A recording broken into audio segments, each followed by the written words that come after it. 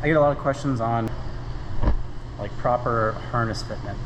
So let's just start off by how you put it on first. First things first, you want to tighten around your pelvic ring or pelvic girdle first. You don't want this waist to be up into your organs. So keeping this as tight as possible, first and foremost, is the first thing you do. Next, the leg loops.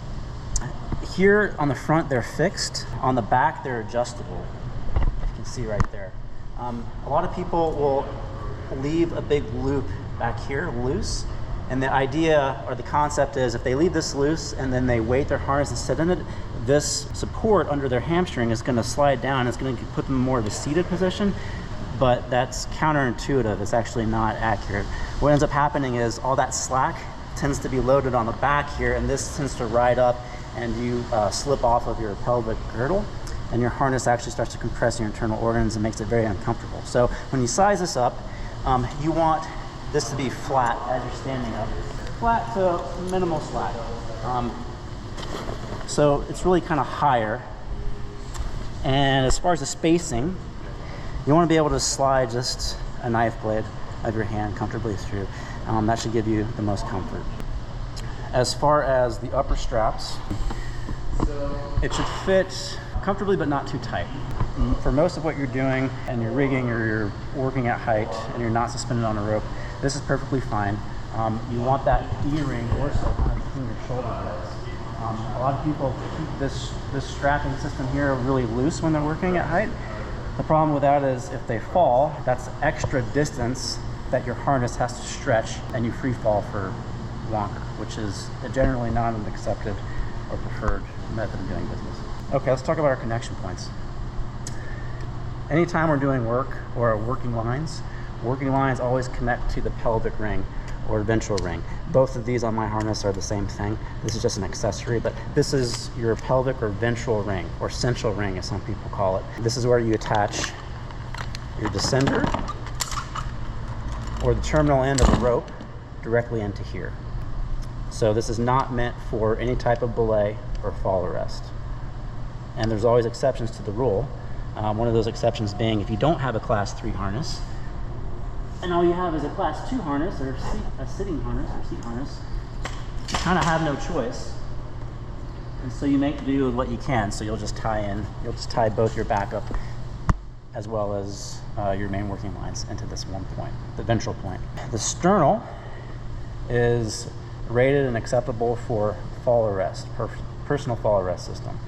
That's synonymous with belay. It's synonymous with a backup. So when you say a backup, belay, and fall arrest, they're interchangeable depending on the kind of environment that you're operating in and what school of thought you kind of prescribe to. There's some stipulations when using this point as a backup, and that is I have to make sure that I don't have any more than 2 foot free fall potential if I'm connected into here. So this is a mobile fall arrest ASAP. I can connect in here no problem as long as I maintain, and let's follow over here. This is a detention line.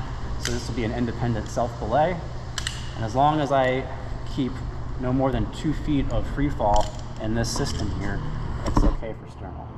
If I'm using other types of lanyards, maybe like a 6-foot Y lanyard, the free fall potential would be greater than 2 feet and I couldn't use my sternal. I'd have to use my dorsal. So 6 feet max free fall, 1,800 pounds on the dorsal, 2 foot free fall.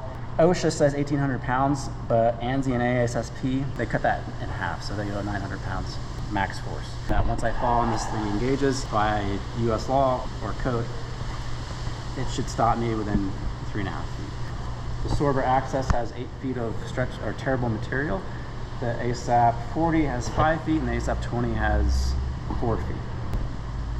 Lastly, the side rings here, not for fall arrest or backup at all. These are designed for work positioning only, and I want to avoid putting my main working lines here. I want to do central on the main working lines. Work positioning, I can use my lateral points, and then fall arrest, backup or belay, sternal and dorsal only, unless I only have a seat harness, in which case it all goes to my ventral. When you're actually on rope, you'll be a lot more comfortable if you crank down on both straps on the back, front and back, you kind of want to be like a horse jockey, and you want this harness to kind of crunch your torso over. It's very uncomfortable if you have your harness this way while you're just standing around doing rigging, but when you're actually suspended on a rope, this actually makes things a lot more comfortable because it kind of gets you into that seated up position, and it distributes your weight all across your body a whole lot better.